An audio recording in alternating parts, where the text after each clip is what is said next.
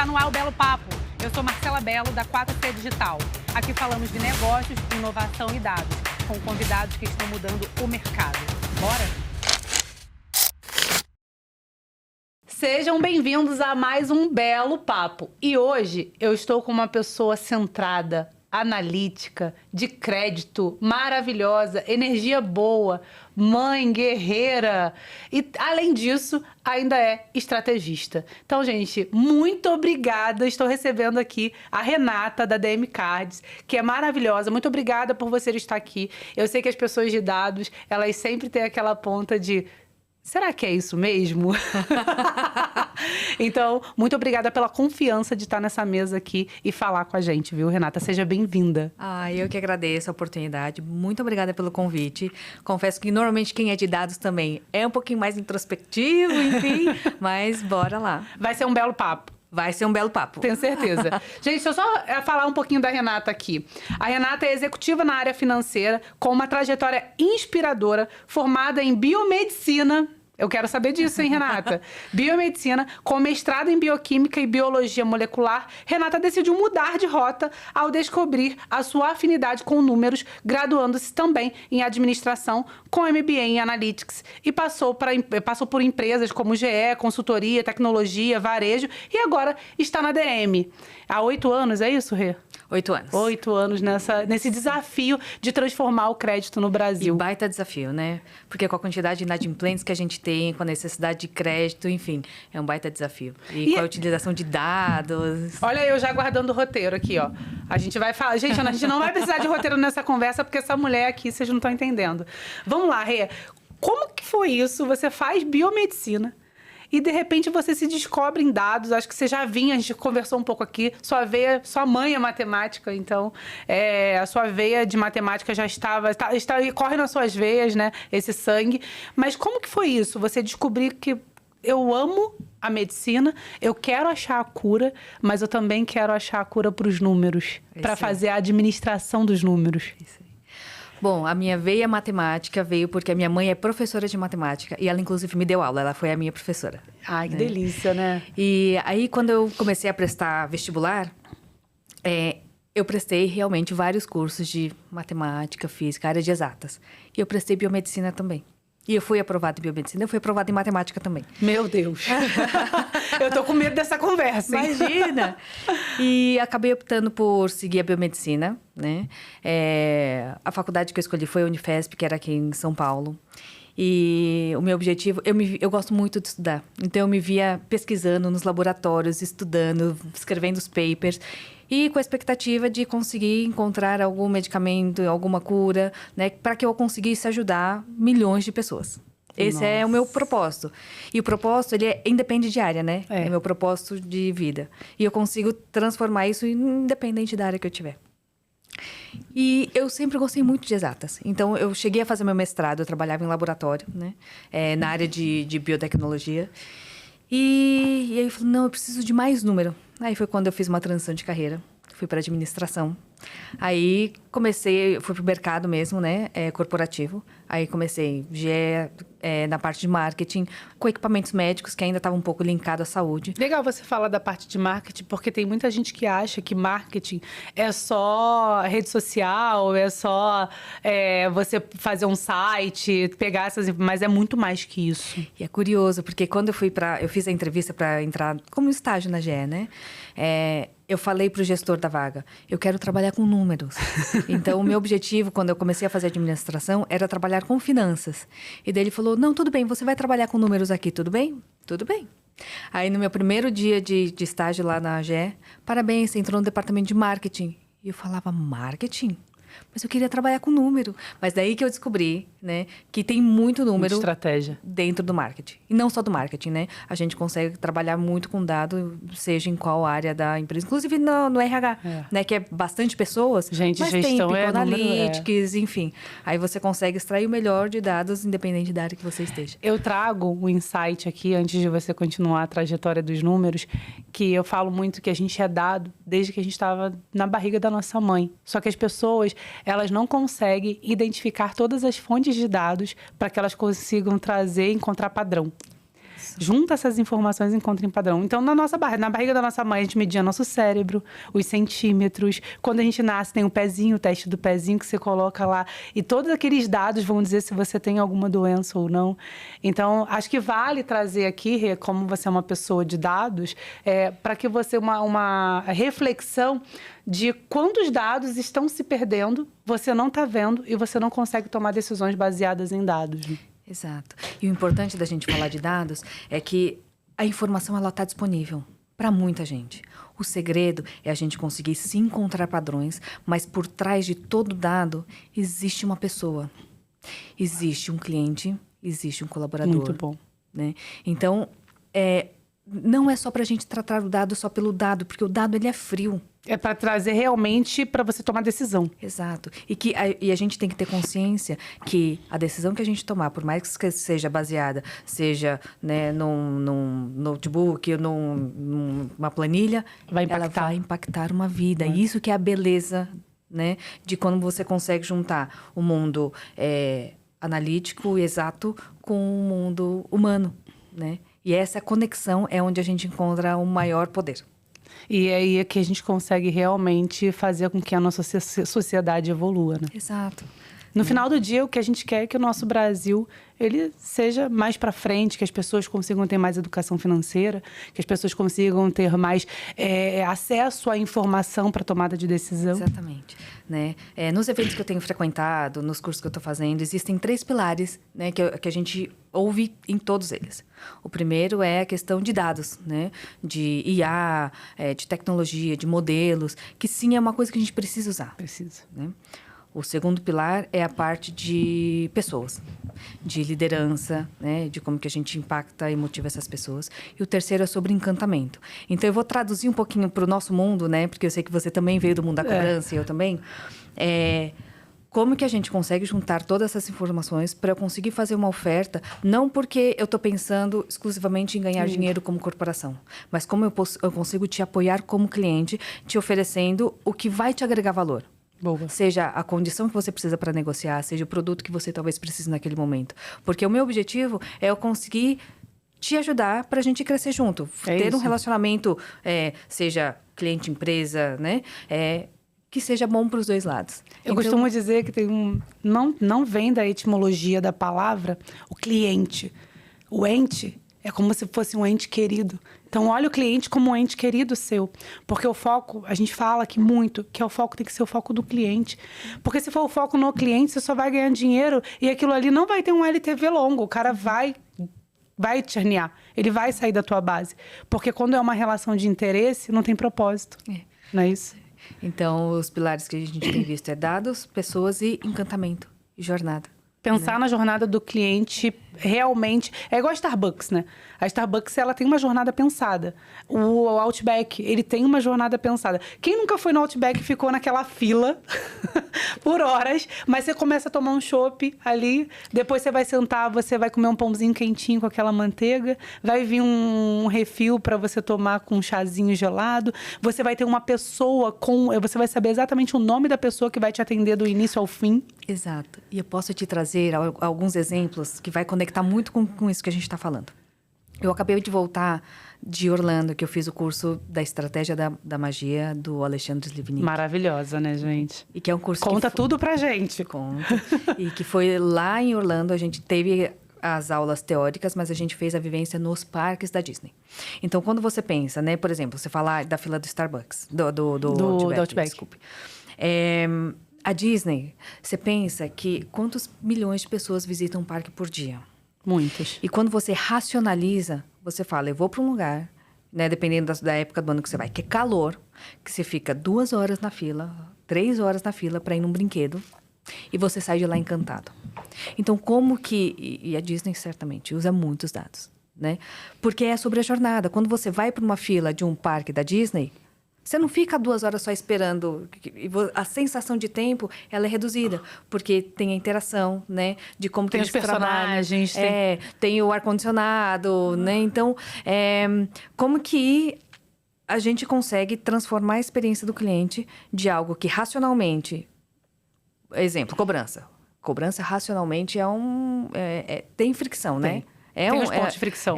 Tem que Mas ter uma como que negociação gradativa, tem que ter uma escuta ativa. A gente criou uma IA que chama Vigia. E esse Vigia, ele pega todas as interações e os pontos de fricção da cobrança e identifica se o atendente está dentro da cultura da empresa, porta para fora, com o cliente. É isso. E lá a gente consegue identificar se o cliente está satisfeito, mas a gente consegue também identificar a reciclagem desse atendente, para que a gente não mande ele embora sem a gente reciclar ele, sem a gente dar treinamento para capacitar ele. A gente precisa pensar cada vez mais em capacitação. Mas continua na Disney que eu tô gostando. Vai, conta. Que eu quero que você conte a sua maior experiência na Disney, que você me contou. E daí o curso lá, né? Eu tava até contando aqui pra Mar que quando a gente entra lá, passa pela imigração dos Estados Unidos, tá um pouco mais complicado as perguntas que estão fazendo pra gente poder entrar lá no país, né? E me perguntaram, Renato, o que você tá fazendo? O que você veio fazer em Orlando? Eu falei, vou fazer um curso da Disney. E eles perguntaram, mas o que você trabalha no Brasil? Trabalho com crédito e cobrança. O que tem crédito e cobrança a ver com a Disney? Eu falei, tudo a ver. Porque eu venho fazer um curso de liderança, de encantamento. Eu tenho uma empresa que eu tenho clientes. Então, eu preciso olhar para essa frente, né? Boa. E daí, lá no curso, a gente viu sobre propósito, sobre cultura, o impacto, né, da cultura no resultado de uma empresa, né? Que tem um propósito muito claro. E a Disney tem um propósito muito claro.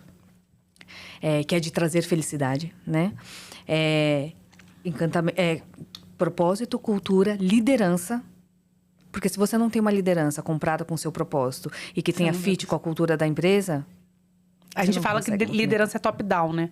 Então, cultura é top-down, aliás. Cultura é top-down. Se a sua liderança não consegue sustentar a sua cultura de cima para baixo, muito provavelmente a galera não vai comprar o propósito da empresa. E se você não tem propósito, você não precisa nem nascer, né? E, por último, eles falam sobre encantamento, né? Esses são os temas abordados no curso. E depois a gente vai fazer as vivências no parque. Quando eu trago aqui, a gente fala muito sobre jornada e sobre encantamento, e isso que vai trazer o resultado, eu vou te contar a experiência que eu tive lá na Disney. E, às vezes, a gente vê no Instagram uns posts, você fala, isso não deve ser verdade, né? Mas eu vivi isso e eu fiquei impressionada. Pois é, ok. E eu também fiquei quando você me contou. No curso, quando a gente ia pro parque, esse parque em questão foi o Epcot, a gente chegava tarde já, né? Umas 4, 5 horas. E era pra gente viver o que a gente teve na teoria, na prática lá no parque. Aí, eu tinha visto no Instagram uma sobremesa que tinha no pavilhão da Alemanha. E, por coincidência, o ponto de encontro da turma seria no pavilhão da Alemanha. Aí eu cheguei lá um pouquinho mais cedo. Aí lá todos os funcionários da Disney são chamados de cast members, porque todo mundo precisa o membro do elenco que precisa dar o show para, né, para as pessoas, os turistas que estão lá. Então todos têm a hora do show. Exato. E era uma moça que ela ficava na porta do restaurante recepcionando as pessoas, né, para entrar e direcionar para a mesa.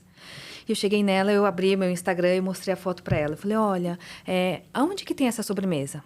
Aí ela apontou, olha, essa sobremesa normalmente ela é vendida lá, mas infelizmente o lugar já está fechado hoje. Então, para você conseguir a sobremesa, você vai ter que voltar amanhã. E eu olhei para ela com uma cara triste, porque eu não ia voltar amanhã. Eu só tinha um dia de Epcot. E eu, enfim, falei, não vai dar. Não vai dar, deixa para a próxima. E eu fui sentar com um grupo que estava do curso, né? Eu sentei lá. Do lado dessa cast member, tinha um outro cast member, que era um moço que estava parado do lado dela. Ele não interagiu comigo naquele momento. Mas eu sentei, daí eu já estava conversando, já tinha esquecido a sobremesa.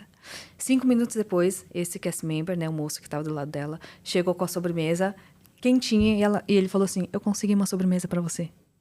E eu falei, tá bom, mas quanto? Ele, não, é para você, né? E eu falei, eu fui impactada pela magia.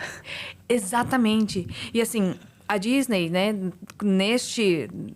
nessa oferta, nesse processo, né, ela perdeu dinheiro, porque ela não me cobrou o custo do produto dela.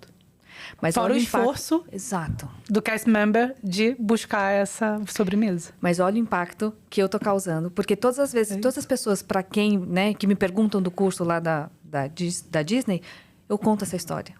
E eu tenho certeza que pessoas serão impactadas e vão querer ir para a Disney e que vão levar a receita para lá de outra forma.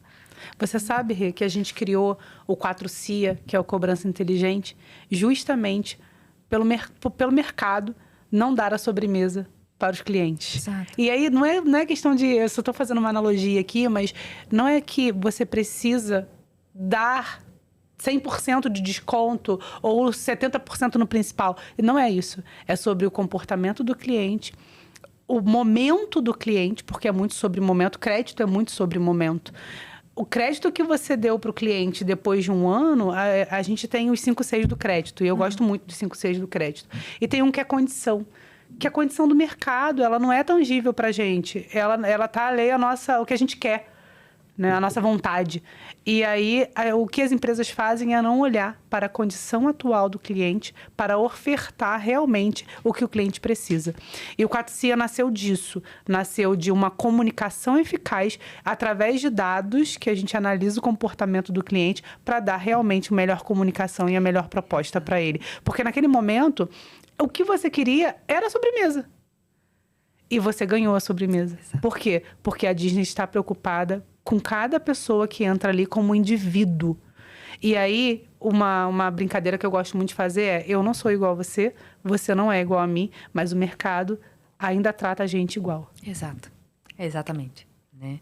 E eu tive recentemente num evento de crédito. E até traduzindo um pouquinho, conectando agora com crédito. Vamos supor que eu vou pedir crédito e você também vai pedir crédito. E um dos mecanismos da política de crédito é a gente consultar o score. Vamos supor que eu tenho score de 600 e você também. A gente vai ter a mesma resposta de crédito. Mas pode ser que há 3 meses atrás o meu score era de 400 e eu estou melhorando. E o score era de 800 e você está piorando. Isso tem que contar. Tem que contar. Tem que contar. Porque é a tua trajetória. Exato. Que conta sobre você. Que são os dados que são deixados para trás e não são analisados. E eu posso contar uma política que a gente tem na DM que fala sobre encantamento? Claro. No nosso saque, né, a gente tem um programa chamado DM Encanta. E a gente acredita muito nas pessoas, né? A DM tem uma cultura muito forte e a gente acredita muito na autonomia. E tem alguns operadores no nosso saque que eles têm autonomia para negociar com o cliente, né, da forma que eles acharem melhor. Existem casos de clientes, mas isso trabalhar com crédito e cobrança, né, impacta a gente. Impacta. Né, que eles ligam pra gente e falam assim: olha, eu tô devendo pra vocês, mas é porque eu fiquei doente, eu precisei gastar com internação, ou às vezes, né, com falecimento de alguém, e por isso que eu não consegui pagar. Mas ele tem a vontade. Mas ele tem a vontade. Ele fala... Que é o caráter, né? E esse caso específico, ele falava assim: eu quero negociar as minhas dívidas porque eu não quero deixar para meus filhos depois terem que arrumar a minha vida, né? Então, como que eu faço para negociar? E o nosso atendente do saque, que pegou essa ligação, ele participava desse programa no DM Encanta. Nossa. Então, ele viu a situação e ele falou pro senhor, né? Olha, eu sinto muito pelo que aconteceu com o senhor, né? Do seu problema de saúde. Eu vou isentar a sua dívida. Ele, como assim? Eu vou isentar a sua dívida. O senhor não deve mais nada pra gente. Olha, arrepiei. E tem um impacto enorme, porque não é sobre os R$1.000 que ele devia que a gente perdeu, né? Mas o quanto a gente impacta uma vida. Uma vida. E quanto a gente ajuda. Exato. Você sabe que tem uma empresa aqui no Brasil que ela foi montada para negociação por conta de problemas de saúde de pessoas endividadas. De quantidade de pessoas que infartam, que têm problemas vasculares e tal, por conta de problema financeiro. E o quanto que a gente não está olhando para isso, né? O tempo inteiro as pessoas estão sofrendo. E a gente está só cobrando, dando... E o mercado fala: não, joga no indicador, metralha no SMS, metralha negativa todo mundo. Aí os pontos de fricção lá que falam: não, a negativação é a melhor coisa que tem. Mas...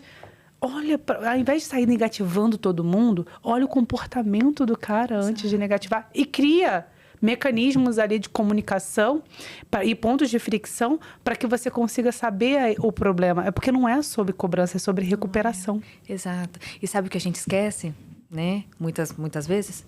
O cliente que está devendo, ele ainda é nosso cliente. Não é porque ele está passando por uma situação difícil... Eu gosto muito disso. Ele deixa de ser nosso cliente. Eu gosto muito disso. Porque se a gente conseguir ajudar ele a sair de uma situação pontual e difícil dele, ele vai voltar. Ele vai voltar. E ele não vai para concorrência. Exato. E aí, falando um pouco de financeiro nisso, você vai diminuir o teu CAC, que é o custo de aquisição de cliente, Porque você está tratando dos seus clientes realmente com experiência, com CX, com jornada, e você vai aumentar o teu LTV. Exatamente. Que é o tempo de vida do cliente na empresa. Fora o impacto que esse cliente específico traz para as pessoas, né? Pras pessoas. Do meio dele. É exatamente isso. Porque existe indicação. Né? E tem a questão da marca também, né? O como que a gente se posiciona e como que os clientes indicam a gente. E aí vamos voltar lá pra Disney, que a gente não terminou, que você não falou que o que o cast member fez. Vai. Qual foi o show dele? Aí são duas né, ocasiões. Essa foi uma. A sobremesa foi impactada pela sobremesa. E a sobremesa era boa? Era maravilhosa. Valeu a pena? Valeu. E o segundo caso do show lá, tinha um moço que ele era responsável pela limpeza do parque, né? Mas lembra que ele ainda é um cast member. E ele tinha um negócio de água que ele usava para limpar uma mangueira. Tipo um jato. Isso. E ele começou a desenhar o Mickey no chão com um jato de água. Gente. Ele não tá lá para fazer isso, né? Teoricamente, a função dele, quando a gente olha para outras empresas, a função dele é deixar o ambiente limpo. Mas na Disney não. Porque lá ele é um cast member. E ele vai dar o show dele. Nossa, encantador. Não, e sabe o que você falou agora de desenhar um Mickey? Por exemplo, eu não sou capaz de desenhar um Mickey. Nem no chão e nem em lugar nenhum, porque eu sou péssimo em desenho. Mas você imagina o quanto que ele não treina para dar esse show. E lá na Disney também, aí eu vou... Nossa, eu tô contando vários cases, né? Lá no curso, que o Ale é quem dá o curso lá, né? Contou pra gente, ele contou a história da Dona Rose. A Dona Rose era uma senhorinha que ela... Na verdade, é uma pessoa que trabalhou na Disney por 50 anos. Nossa! E ela sempre ficou na recepção. Sabe quando você entra no parque, que você vai passar o ingresso? Tem as pessoas que ficam lá pra, né, recepcionar as pessoas. E ela nunca mudou de função. E daí, no final, quando ela já estava para se aposentar, enfim, perguntaram para ela, Dona Rose, por que a senhora ficou 50 anos trabalhando no mesmo lugar, né? Ela falou assim, porque eu tinha a responsabilidade de dar o primeiro sorriso para as pessoas que vinham visitar a Disney. Era o propósito dela. Você tá falando, eu tô me arrepiando todinha. Era o propósito dela. Então, quando lá a gente fala de propósito, o porquê você faz o que você faz é o que impacta as pessoas. Ela não estava lá para validar um ticket. É isso. Ela estava lá com a responsabilidade de dar o primeiro sorriso. Que delícia, né? E sabe o que eu penso também quando a gente... E acho que isso vale para você que está assistindo a gente. Existe o propósito da empresa, porta para fora. Existe o propósito da empresa, porta para dentro. Na 4C, o nosso propósito é promover a saúde financeira de empresas e clientes por meio de tecnologia e inovação, porta para fora. Porta para dentro é promover o profissionalismo, o crescimento profissional das pessoas que estão com a gente nessa jornada. Então, a gente tem esse propósito muito forte dentro, porque eu tive a oportunidade de ter pessoas que me desenvolveram. Então, eu quero devolver para o mundo, a gente quer, o Ninho, a gente quer devolver para o mundo aquilo que a gente recebeu. E aí eu te pergunto, e o seu propósito? A gente precisa ter um propósito. Precisa, né? Isso foi uma coisa que eu pensei muito. Eu tive muita dificuldade de encontrar meu propósito, né? Que eu falava, gente, mas por que eu tô aqui? Por que eu preciso? E é uma pergunta incômoda. Né? Mas aí, depois de um tempo, eu descobri, né? O meu propósito aqui é poder ajudar as pessoas, né? Proporcionar um ambiente no qual as pessoas possam ser o melhor delas. Muito bom. Isso eu consigo trazer na liderança, eu consigo trazer no meu círculo familiar, de amizade, aonde que eu posso, né, proporcionar um ambiente para que você possa ser a melhor que você pode ser. Que delícia. O meu é desenvolvimento de pessoas. E desenvolver pessoas, ontem mesmo eu dei um feedback que eu falei, olha, eu sei que tá doendo, mas eu não vou poder passar a mão na sua cabeça. Você vai precisar sentir essa dor hoje, para que você consiga se desenvolver, para que esse momento aqui impacte a sua vida, porque a gente teve muitos momentos na nossa vida que foram impactantes e que a gente falou, caramba, ainda bem que eu tive aquele momento e eu pude dar um salto de crescimento profissional. E aí, no final, ela me agradeceu e foi super legal. Ela falou, não, agora eu entendi, agora vai ser diferente. Eu falei, que bom, porque eu pude impactar a sua vida positivamente. E é sobre isso. O feedback, ele não necessariamente ele precisa ser... ele precisa ser assertivo. Assertivo. Ele não precisa ser agressivo. É isso aí. É possível dar um feedback de melhoria acolhendo. Acolhendo. Aí foi engraçado que eu usei isso, assim. Eu falei, ó, primeiro eu te situei na situação. Agora eu vou te acolher. Mas primeiro eu preciso te dizer o que não tá bom. Se essa relação de troca, a gente tem um valor. E eu quero muito que você fale disso na Disney, porque isso me pegou muito quando a gente conversou. A gente tem um valor que é trabalhamos com a verdade. Como que eu vou dar um feedback passando a mão na cabeça e tentando dar volta para um negócio que não tem que ter volta? E lá na Disney, eles têm 5 chaves, né? Que é como eles medem o comportamento dentro do propósito que eles acreditam, que está bem vinculado com os valores. E eles colocam ordem de prioridade nos valores, amei isso. nas chaves. Então, a primeira chave deles é segurança.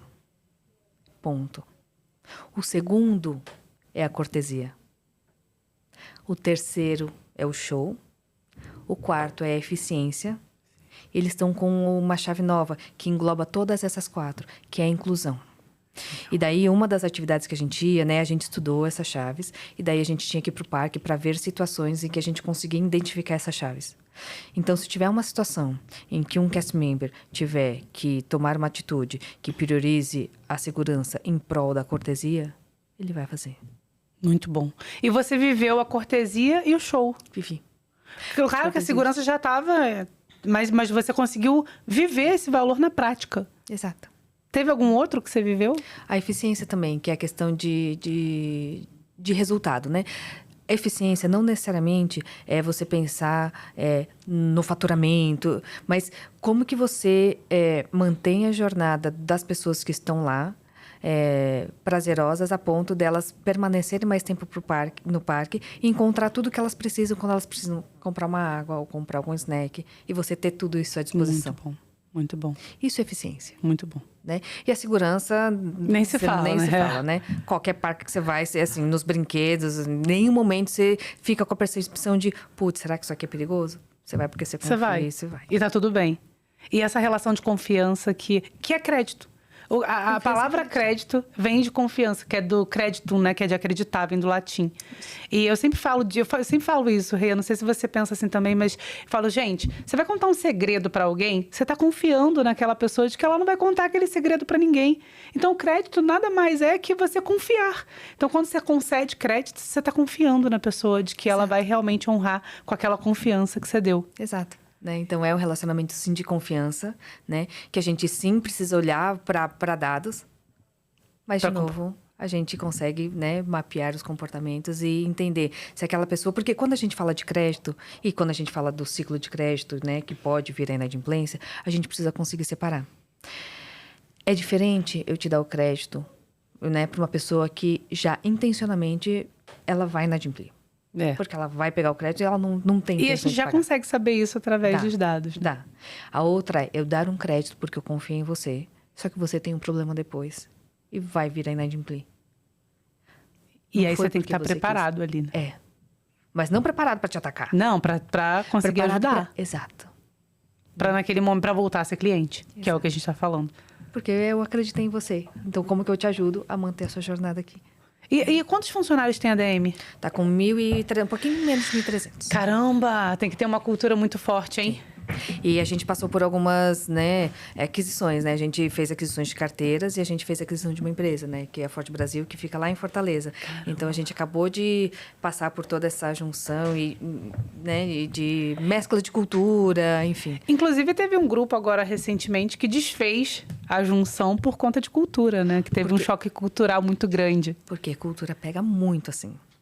Porque ninguém olha. Não. Só vamos comprar, vamos fazer, vamos juntar. E aí, de repente, você vê aquele choque e fala, caramba, não deu certo, peraí, deixa eu olhar. E como é que foi essa transição para vocês? Olha, eu acredito que toda transição, claro que tem alguns momentos...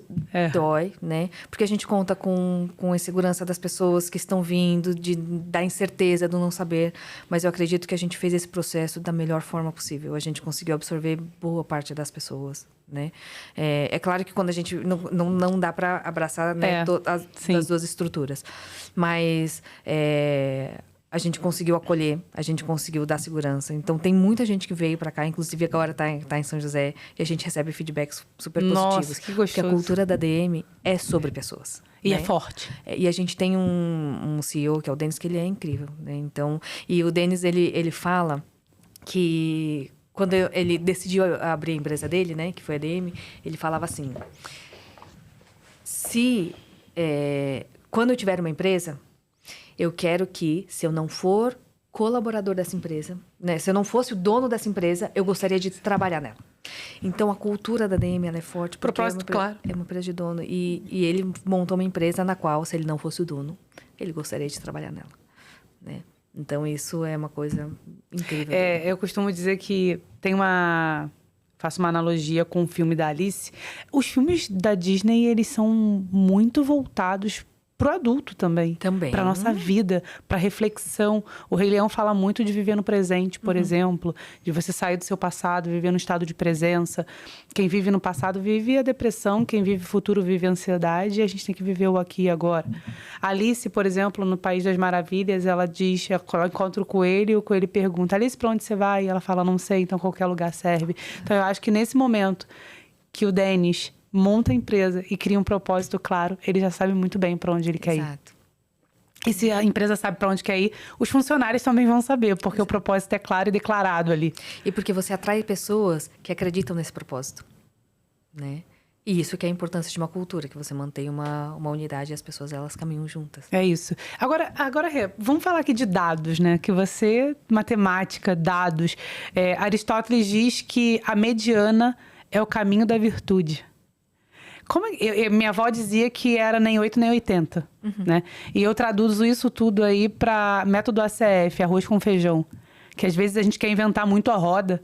E como é que é isso em dados? Conta um pouco pra gente. Como a gente pode ter uma mente disruptiva de que... não, eu preciso de tudo. Não, você não precisa de tudo. Você precisa de alguma coisa para que você consiga tomar decisão. Exato. O que eu entendo como dados? O dado hoje tem muito à disposição. Muito. Não é sobre ter quantidade. É sobre você ter o suficiente para você conseguir agir de forma assertiva. Né? Impactar uma decisão, um cliente, enfim. Então, e a gente sempre fala, né, do garbage in, garbage out. Né? Se você tem um monte de coisa e mistura tudo e bota no liquidificador, vai sair qualquer coisa, vai sair a mistureba. Agora, vai sair aquele suco vai sair o suco do Chaves. Pois é. Agora, se você falar, esse dado aqui, para esse momento, ele me importa. E é para esse momento, não significa que esse dado vai me importar naquele. Quando a gente pensa na jornada de crédito. Não necessariamente o dado que eu uso na concessão é o dado que eu vou usar na manutenção e é o dado que eu vou usar na cobrança. Boa. Então, você tem que saber o dado que vai, né, responder aquilo que você está procurando naquela etapa da jornada. Então, eu vou pincelar esse dado com esse dado e com esse dado. E que esses vão ser o suficiente para me dar uma resposta. Muito bom. Esse que é o segredo. O segredo não é você juntar tudo e misturar e rodar qualquer modelo de alto ML e tá pronto. E a gente fala muito disso porque a gente tem o Credit Score, o Behavior Score e o Collection Score. Exato. Então, se a gente fala que eu estou olhando para os dados do crédito, eu estou olhando para os dados do comportamento e eu estou olhando para os dados da perda. Mas como a gente consegue identificar, por exemplo, tem muita gente que só entra no processo quando vê que está perdendo o cliente e vai lá para o collection. Mas tem gente que não olha, por exemplo, o Behavior Score e fala, como eu vou fazer cross-sell e upsell aqui dentro com esse cliente? Porque aí você consegue trazer a eficiência para o seu processo. E é você entender a necessidade do cliente naquele momento. Naquele momento, então vamos supor que você está procurando crédito. Você está precisando de crédito, que produto que eu vou te ofertar? Você já é meu cliente. Será que você precisa de algum outro produto? Pode ser de crédito, pode ser um serviço? Ou será que você já está apontando que você vai ter alguma dificuldade? Será que naquela abordagem que você ainda não atrasou, eu não tenho que te oferecer algum parcelamento, alguma negociação que facilite o pagamento? Para ser ativo e não reativo. Exato. O mercado hoje é reativo. A gente trabalha sempre na reação. Dê alguma coisa, né? E não no ativo, porque dados te traz isso. E com a inteligência artificial agora, Rê? Como é que estamos? Então, estamos entrando em AI cada vez mais. Eficiência operacional, computacional. Agora está vindo a física quântica, por exemplo, que a gente sai de bits para qubits, né? Então, a gente sai de 0 e 1 para probabilidade. Que aí a gente vai ter realmente um processamento quântico. Isso está me assustando um pouco. Confesso que vou querer começar a estudar sobre, porque me encanta. Sair de 0 e 1 para probabilidade é muito louco, né? E aí é como se fossem várias moedas de cara e coroa ali e a gente não sabe o que vai dar porque é probabilidade. O que eu tenho visto aí de IA é o assunto do momento. Né? Eu acredito muito na sinergia entre IA e humano. Eu também. Né? Porque não, os processos, o que eu acredito é que ele não vai ser puxado pela IA para o humano acompanhar. Ele vai ser puxado pelo humano para usar a IA como uma ferramenta de ganho de eficiência. Perfeito. Tá? Então, esse medo de, ai meu Deus, a IA vai tirar meu emprego. Tem coisas que a IA nunca vai conseguir substituir. Por exemplo, achar o vermelho da vermelhidão, já dizia Walter Longo. O pensamento crítico, o criativo. Aí ela vai encontrar padrões em tudo que a gente já criou para dar uma resposta que vem da gente mesmo. Né? E quem vai alimentar, né? Porque as pessoas ficam com medo. Não, a IA vai dominar, vai tirar meu emprego. Mas quem vai alimentar a IA? Exato. Quem é que vai trazer todas as partes de dados, de informação, de qual fonte que ela tem que consumir? Mas eu acredito que com a IA, nós profissionais, a gente vai expandir a nossa capacidade de entrega. Velocidade, né? E eficiência. Porque antes eu cuidava disso aqui, mas talvez com um fluxo que demorasse mais. Com a IA, eu vou conseguir usar ela a meu favor para que ela consiga absorver demandas, né, que eu consigo delegar para uma IA e eu vou conseguir ampliar, né, a minha capacidade. Você falou agora de eu lembrei de um case que a gente está construindo e provavelmente a gente entrega ainda esse mês. Tem um cliente nosso que ele tem 47 unidades. E essas 47 unidades a gente faz cobrança digital. E aí, o que eu uso 3 indicadores principais para eu fazer um cruzamento exponencial. Por que é exponencial? Porque eu uso faixas de collection score, faixa de atraso e faixa de valor. Então, para muito identificar 80-20. Então, o que com 20% de esforço eu trago 80% de resultado. E aí, quando a gente cruza isso, imagina que uma primeira faixa de atraso pode cruzar com uma primeira faixa de valor, que pode cruzar com uma primeira faixa de collection, mas que todas essas faixas podem se cruzar com cada uma, por isso que é exponencial. E isso a gente cria para a estratégia. O que a gente fez? Cara, como é que eu vou conseguir criar uma IA para que ela consiga fazer essas análises para as 47 unidades, para ela dizer quais as estratégias que a gente vai fazer para cada unidade.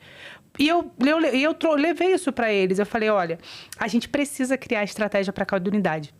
O olhar humano, ele é muito bom, mas ele não tem velocidade. Você não vai conseguir, nas 47 ali, dar eficiência operacional em todo mundo. O que você vai escolher são as maiores e a gente vai sempre olhar para as maiores. E eles acharam animal o projeto e a gente está entregando agora esse projeto que ele vai receber cada unidade e o centro da receita vai receber o que ele vai criar de estratégia de cobrança digital com a gente para cada unidade. É sobre isso, porque daí você personaliza e atende cada necessidade da forma que ela precisa. E são unidades que estão espalhadas pelo Brasil e a gente sabe que existe comportamento regional. Eu não posso misturar o cara que é do Sudeste com o cara do Sul. Exato. Porque o cara do Sudeste, ele tem uma maior probabilidade de inadimplência. O cara do Sul, ele tem uma maior probabilidade de pagar em dia. Então, a gente precisa olhar isso e criar as estratégias distintas e até fraseologia. Porque eu não posso ser impactada com a mesma fraseologia da mesma pessoa, por exemplo. E aí é realmente a gente ressignificar a comunicação digital e a comunicação com o cliente, que é o rapport, né? E o que vocês estão fazendo hoje lá na DM de diferente para o crédito? Se você pode contar algum case, né? Posso sim. A DM, ela nasceu como uma empresa de cartões private label, então a gente, né, é o cartãozinho de loja. Aí a gente começou a bandeirar, mas até aí nada de novidade, né, em termos de soluções que já são oferecidas no mercado. Você tem um percentual de limite fora, um dentro? Aí depende, eu tenho cartões exclusivos PL, que daí ele só pode usar na loja. Private. E daí o híbrido ele pode usar tanto na loja quanto fora, e daí Legal. o cliente que pode escolher. Depois a gente trouxe o nosso empréstimo, né? Que daí a gente está expandindo o nosso leque de portfólio. Mas tem 2 produtos que eu gosto bastante, né? Que a gente está escalando agora. Um deles se chama DMCred, né? Porque uma vez que um cliente ele vem pedir um cartão, e os limites do cartão eles são um pouco mais altos, né? 1.000, 1.500, 2.000. É bem o ticket médio alto. E daí, só que tem muita... A gente trabalha com público baixa renda, né? E que a grande maioria está negativada. Como que Como que eu consigo impactar? ou que tem score baixo, né? Como que eu ainda consigo ter uma solução mais inclusiva para esse cara? Que talvez não tenha a condição de ter um cartão de crédito. Caramba. Então, a gente tem o DMCred, né? Que ele consegue entrar na nossa conta. A gente tem uma conta digital também. E são microempréstimos. E a gente tem o gamification. Então, ele contrata, tem uma política que a gente passa, mas ele começa ganhando R$100. Aí ele, né, pega esse valor, depois tem 7 níveis, né? Aí depois ele paga o valor. Se ele pagar esse primeiro valor, ele vai para o próximo nível, que é o nível 2. Daí ele consegue contratar 150, 200, 250. E são níveis. Quando ele chegar no 7º nível, né? Ele, sem passar por política de crédito, Nossa. ele ganha um cartão. Que legal! E dá muito resultado, porque a gente estava olhando a inadimplência desses clientes no cartão.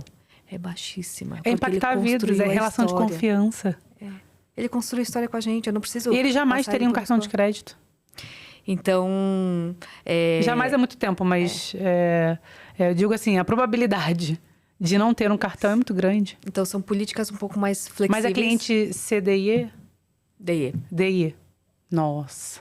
Que legal, cara. Parabéns. Propósito puro. Isso. E a gente também está com o DMPag, que é o Pix parcelado, né? Que para clientes que ou não têm cartão de crédito, ou não são elegíveis, ou não querem usar o limite do cartão, ele consegue parcelar no nosso Pix e, enfim, né? Ter o crédito na hora também.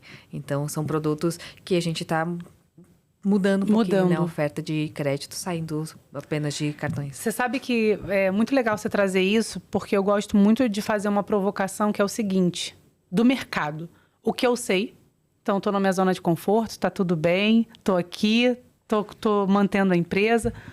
O que eu sei que eu não sei, que eu preciso buscar, então eu tenho a consciência. Ter a consciência é a melhor coisa para mudar, né? Se você quer mudar em alguma coisa e você já sabe o que quer mudar, tá ótimo. Então é o que eu sei que eu não sei. Então eu tenho a consciência de que eu não sei e vou buscar. Agora, o que eu não sei que eu não sei? Esse que é a questão. O que está acontecendo no mercado que eu não faço uma mínima ideia que eu não tenho. E você trazendo isso, vocês estão na frente. Dá para perceber. Porque vocês estão criando disrupções que o mercado não está olhando. E isso é o que eu não sei, né? O que está acontecendo no mercado, qual é o próximo movimento que vai acontecer. E para isso tem que ter uma cultura muito forte de inovação. E os clientes têm adorado esse produto, né? O DMCred, que é do Gamification. E a gente criou ele para clientes que não têm cartão. Aí, quando a gente colocou ele em produção, a gente viu que tem vários clientes que têm cartão com a gente, que ficam lá no game, porque eles querem ficar no game, que tem um empréstimozinho, né, emergencial lá, e que eles conseguem usar um valor extra. Então, legal. às vezes, você idealiza um produto, você coloca produção, daí quando você vai ver, o cliente quer usar de outra forma, né? Então, como você... E aí você adapta. Isso é inovação. Porque tem muita gente que olha a inovação também como tecnologia, e não é só tecnologia. É dados, comportamento, para que você consiga melhorar o processo. E aí, tem quanto tempo esse... Olha, o DMCred, a gente demorou para conseguir colocar ele em produção, né? Então, mas... imagina, porque você construir essa cadeia de gamificação é bem difícil. Quais os pontos para saltos, né? E daí a gente confessa que quando a gente idealizou o produto, começou a desenvolver, vai e volta, e a gente pensava, será que vai dar certo? Enfim, lançou.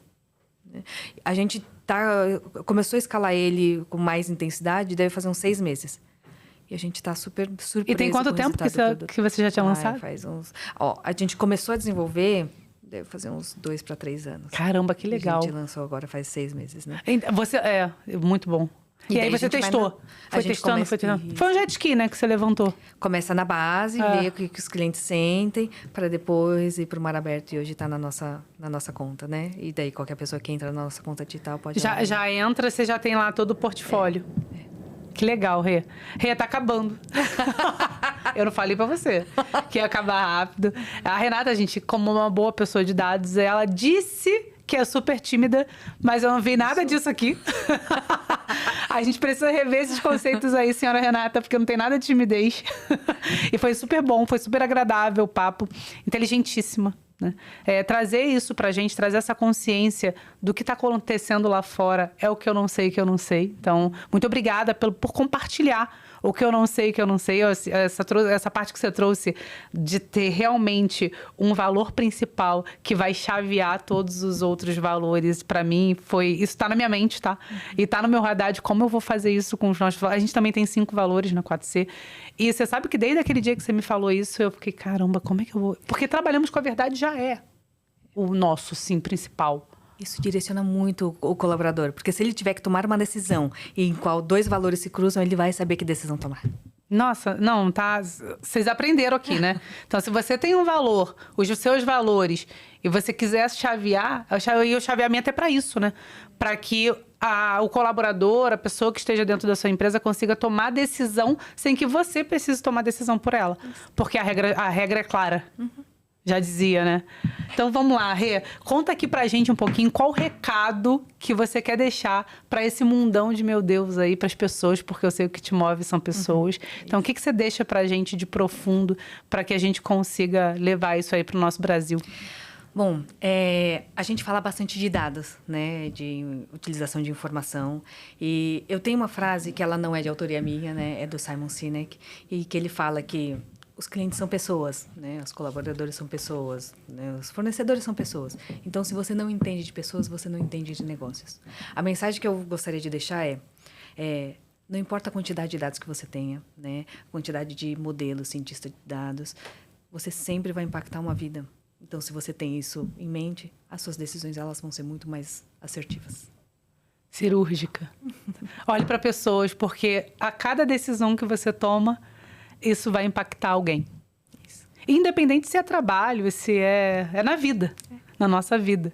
Muito bom, Rê. Muito obrigada. Estou muito feliz. Gente, esse é o Belo Papo. Direto do mercado para quem faz o mercado. Então, assista esse podcast, está incrível. E muito obrigada pela sua presença aqui, de verdade. Obrigada, Má. Obrigada pelo convite. Obrigada.